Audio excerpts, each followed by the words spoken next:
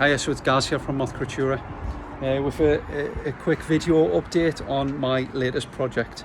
In the background there you can see the pile of shite there, my junkyard, and then you can see the workshop there, and then the side of my garage there, my whiskey barrels for my next bit, and my little sort of sun trap there where I like to sit. So one of the things I want to do, where that little seat is behind us over my shoulder there, that wall there against the garage, right, I want to build an oak pergola going across there.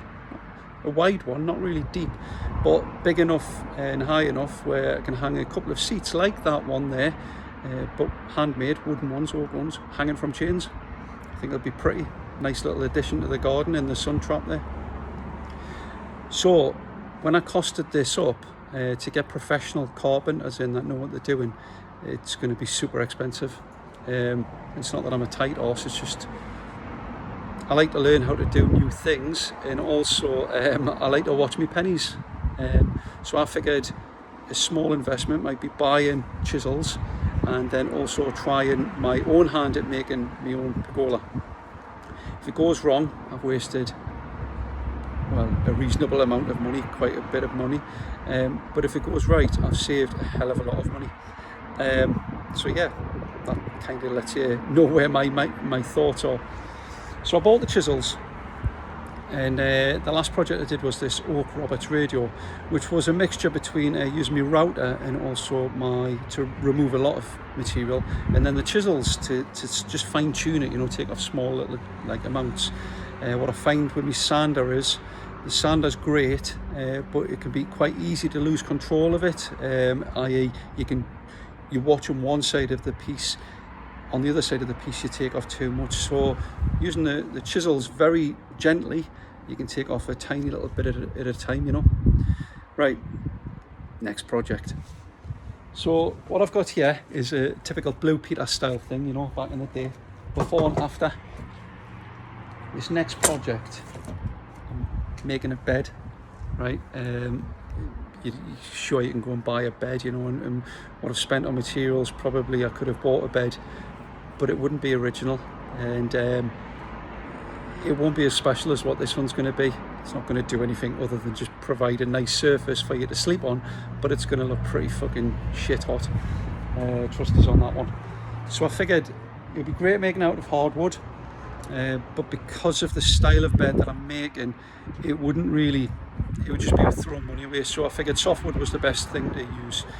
Still quite a lot of money on materials, but given that I'm going to be covering the softwood, don't really fucking matter. It would be a shame to cover hardwood. So headboard end, you'll see that I've got some posts here which I've chopped down. They're now 1.20 m tall, so it's going to be a reasonable size headboard, you know, not too massive, but you'll see what I've done is I've already marked them up with lines that I need to cut out, and then on this one, see, there's the lines, and I've already cut out a section here, and this section's where I'm going to put my headboard, if you like, and that's going to be slats, but I wanted it recessed so it would be flush with the posts. I didn't want to be stuck to the side of the post. This is all going to be covered afterwards, but I figured it's a perfect opportunity to use the chisels. So all I did very quickly, any carpenters out there, I'd appreciate the tips if you tell us I'm doing it wrong, but where my edge lines are either side, I just got my saw and I cut down to the depth that I wanted to go to, and then what I did was very slowly just started chiseling away, not with my big chisel but with a smaller chisel. This one here, what is it, it's like sort of a 19, so 19 3/4 or 3/4 of an inch.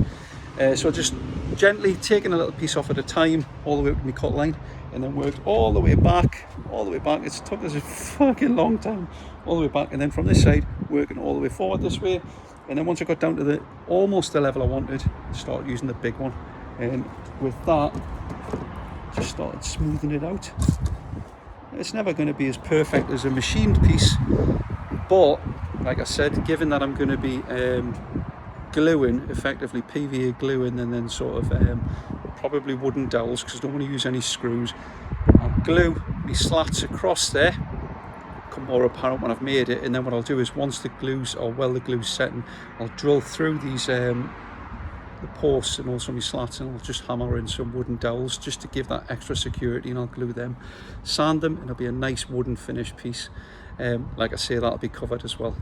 But anyway, until the next video, take care, bye.